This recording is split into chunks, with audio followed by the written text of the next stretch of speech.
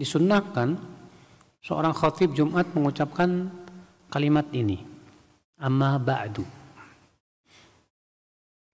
Ya, fa inna khairal hadithi kitabullah wa khairal hadi hadi Muhammadin sallallahu alaihi wasallam wa syarral umuri muhdatsatuha wa kullu bid'atin dhalalah. Ya. Amma ba'du, sesungguhnya sebaik-baik ucapan adalah kitabullah. Dan sebaik-baik petunjuk adalah petunjuk Nabi Muhammad sallallahu alaihi wasallam. Seburuk-buruk perkara adalah yang diada-adakan. Dan setiap bid'ah itu sesat. Ini selalu Nabi ucapkan, Pak, di khutbah Jumat. Di zaman sekarang orang yang mengucapkan ini dituduh Wahabi, Pak. Oh, ini Wahabi ini. Padahal Rasulullah SAW ya saat khutbah Jumat mengucapkan ini. Kenapa mereka orang-orang ahli bid'ah itu, Pak, mendengar kata-kata ini kayak kepanasan gitu, Pak? Karena di sini jelas banget Nabi mengatakan apa? Wa syarrul umur muhdatsatuha. Seburuk-buruk perkara itu yang diada-adakan. Nabi mengatakan bahwa seburuk-buruk perkara, syarra ini min af'alit tafdil. Bentuknya itu adalah bentuk sama dengan ya af'alut tafdil, artinya yang paling gitu, Pak. Yang paling buruk, seburuk-buruk perkara adalah yang diada-adakan dalam agama ini. Itu menunjukkan kepada celaan apa, Pak? Celaan bid'ah. Iya. Kenapa bid'ah itu kata Rasulullah SAW seburuk-buruk perkara? Karena bid'ah itu merusak kemurnian Islam. Akibat bid'ah sunnah hilang. Akibat bid'ah akal Islam, saudaraku seiman, menjadi samar kebenaran itu. Makanya Rasulullah SAW ya, kalau kita perhatikan, Pak, lebih keras kepada bid'ah dibandingkan kepada maksiat.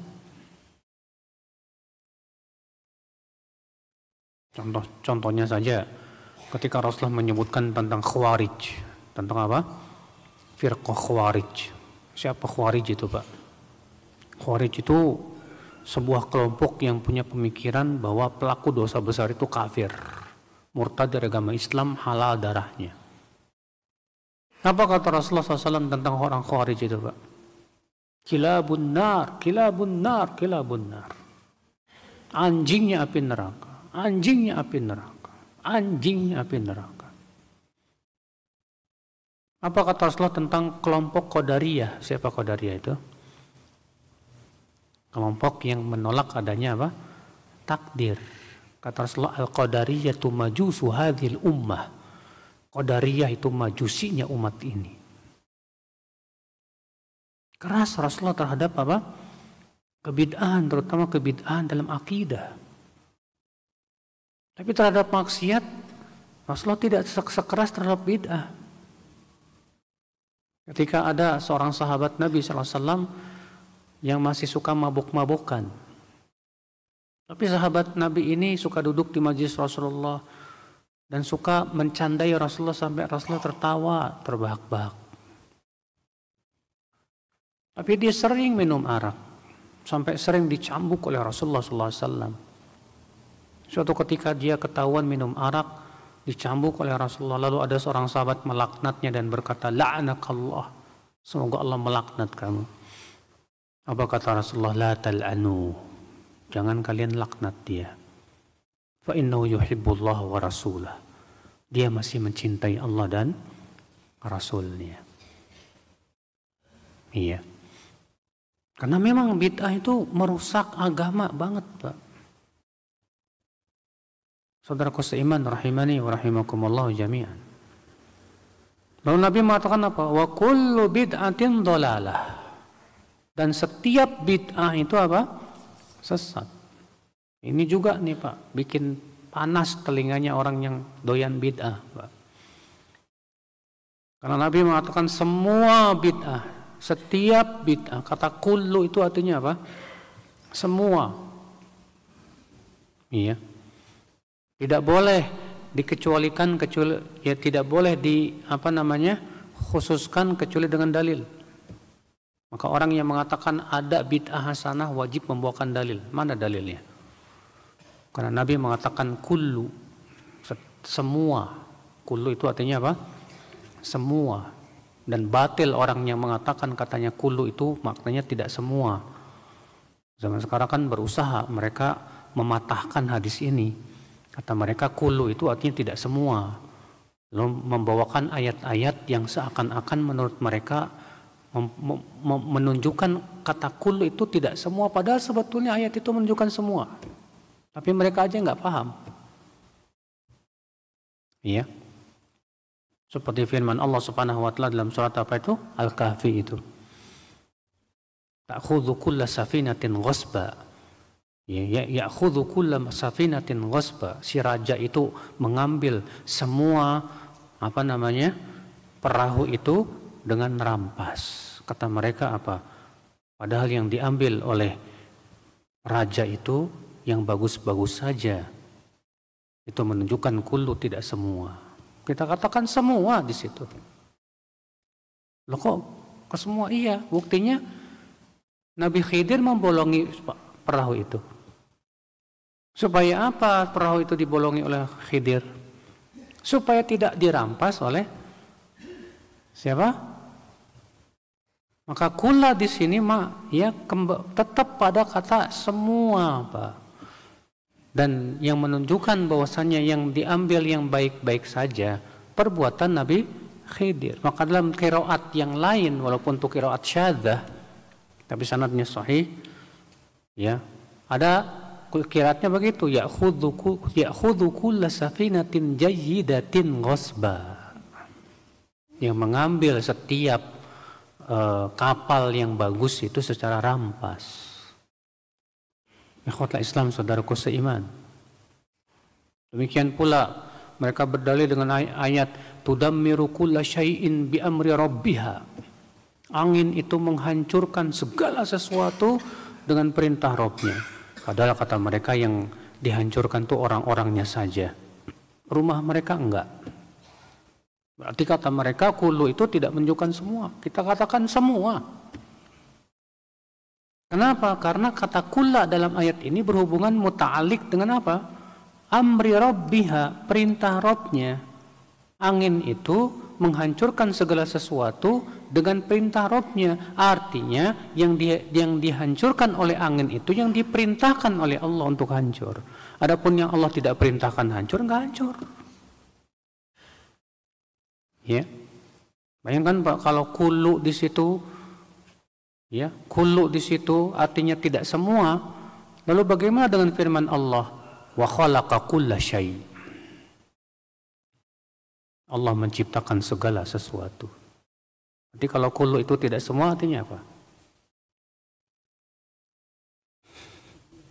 Allah menciptakan tidak semua sesuatu. Berarti ada yang diciptakan oleh selain Allah, musyrik nih, Pak. Iya. Ikhwata Islam, saudaraku seiman. Kata Rasulullah, kullu bid'atin dhalalah. Semua bid'ah itu apa? Sesat. Maka semua orang atau ulama yang membagi bid'ah jadi dua, bid'ah baik, bid'ah buruk, bertabrakan dengan hadis ini. Ulama manapun Pak tidak boleh lebih dahulukan pendapatnya daripada pendapat Rasulullah SAW. Ikhwata Islam, saudaraku seiman. Cuma permasalahannya Pak, apakah setiap yang Rasulullah tidak lakukan itu artinya bid'ah? Ya enggak. Kita harus pahami dulu. Ya, yang Rasulullah tidak lakukan itu tidak lepas dari tiga keadaan. Yang Rasulullah tidak lakukan itu tidak lepas dari tiga keadaan. Keadaan yang pertama, Rasulullah tidak lakukan karena masih ada penghalangnya. Contohnya apa? Contohnya pengumpulan Al-Quran jadi satu mushaf. Tidak Rasulullah lakukan. Kenapa? Karena Al-Quran terus-menerus turun. Iya. Rasulullah tidak lakukan karena masih ada penghalangnya, Pak. Nah, ketika penghalangnya sudah tidak ada, setelah Rasulullah boleh dilakukan kalau memang itu maslahatnya besar. Makanya ya di zaman Abu Bakar kemudian dibukukan. Sebab kalau tidak dibukukan jadi mushaf, hilang itu Al-Quran. Mudaratnya besar tidak? Besar. Ini disebut dalam ilmu ushul fikih dengan istilah maslahat mursalah. Kenapa Rasulullah SAW tidak melakukan salat tarawih tiap malam, Pak? Kenapa Rasulullah tidak melakukan salat tarawih berjamaah maksudnya? Ya, beliau salat tarawih berjamaah hanya 3 malam, ya tidak? Tapi Rasulullah setelah itu tinggalkan. Kenapa? Ada penghalangnya. Apa penghalangnya? Takut diwajibkan. Maka di zaman Umar memahami penghalang ini sudah tidak ada. Dan tidak mungkin lagi diwajibkan karena syariat sudah sempurna. Maka Umar pun kemudian melaksanakan sholat tarawih setiap malam. Dan itu disetujui oleh semua sahabat sehingga menjadi ijma. Iya. Bid'ah, bukan bid'ah. Tapi kalau Rasulullah nggak melakukan, iya Rasulullah tidak melakukan karena masih ada penghalangnya saat itu. Ini keadaan yang pertama. Keadaan yang kedua, Rasulullah tidak lakukan karena di zaman Rasulullah belum dibutuhkan, belum ada pendorongnya. Contohnya apa? Ilmu hadis. Ada nggak di zaman Rasulullah? Nggak ada, belum dibutuhkan. Karena Rasulullah masih hidup kok. Karena ilmu hadis itu kan membahas tentang sanad hadis sampai ke Rasulullah. Sementara Rasulullah masih hidup, belum dibutuhkan. Ilmu usul fikih di zaman Rasulullah ada nggak, Pak? Nggak ada, belum dibutuhkan karena para sahabat orang yang paling fasih, paling paham tentang bentuk-bentuk kalimat bahasa Arab. Mereka yang paling paham dalam masalah ini. Ilmu nahu, ilmu sharaf di zaman Rasulullah ada tidak, Pak?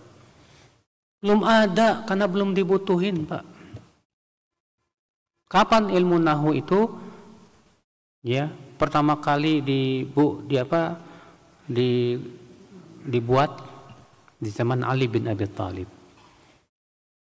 Beliau memerintahkan Abul Aswad Ad-Du'ali untuk membuat sebuah tata bahasa Arab. Kenapa Ali bin Abi Thalib menyuruh? Karena di zaman itu banyak orang yang masuk Islam gak paham bahasa Arab. Akhirnya bersalahan dalam membaca Al-Quran dan hadis.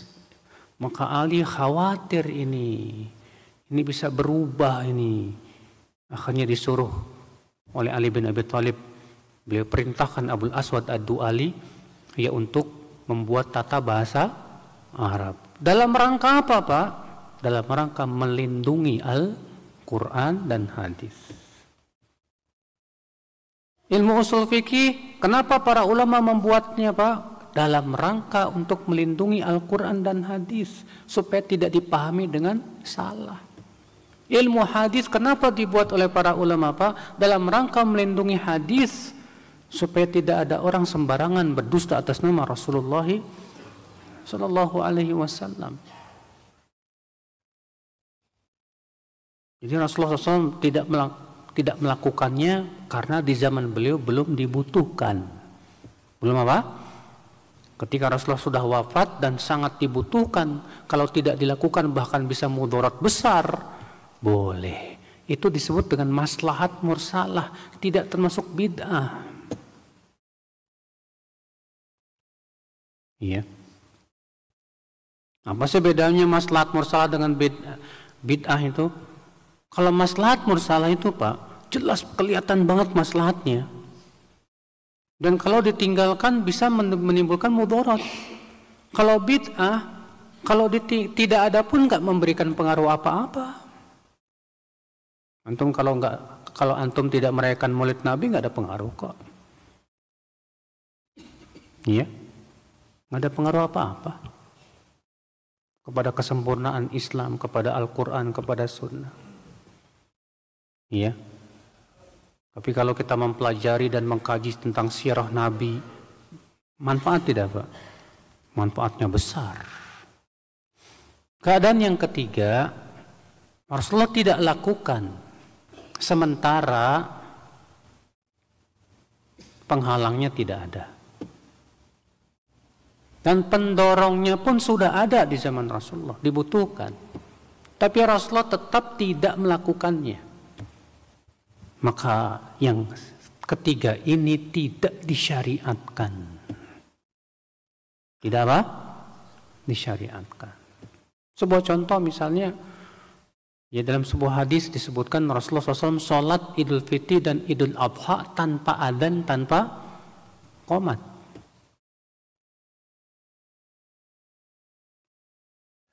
Mampu nggak Rasulullah menyuruh Bilal untuk adzan, Pak? Mampu, nggak ada penghalangnya. Dibutuhkan nggak adzan untuk mengumpulkan orang? Dibutuhkan. Tapi kenapa Rasulullah tidak lakukan? Itu artinya tidak disyariatkan. Nah, yang ketiga ini yang masuk padanya apa? Bid'ah. Adapun yang pertama dan yang kedua tidak disebut apa? Bid'ah. Pahami baik-baik. Ya. Jadi tidak semua yang Rasulullah tidak lakukan itu apa? Bid'ah. Tapi untuk ibadah yang Rasulullah tidak lakukan itu bid'ah. Karena ibadah hak Allah. Dan kewajiban Rasulullah menjelaskan tentang apa? Ibadah yang Allah cintai dan ridhai. Ikhwata Islam, saudaraku seiman, rahimani wa rahimakumullah jami'an. Jadi ini akhi, kullu bid'atin dhalalah. Setiap bid'ah itu sesat, sudah. Agama kita ini sudah sempurna, Pak. Al-yawma akmaltu lakum dinakum. Pada hari ini aku telah sempurnakan untukmu agamamu. Yang namanya sesuatu yang sempurna artinya apa? Enggak butuh lagi tambahan. Sudah cukup. Makanya kata Abdullah bin Mas'ud apa? Ittabi'u wa la tabtadi'u faqad kufitum. Ikuti saja. Gak usah kamu berbuat bid'ah, bikin-bikin yang baru. Kamu sudah cukupi, ngapain sih? Harus capek-capek bikin, ya?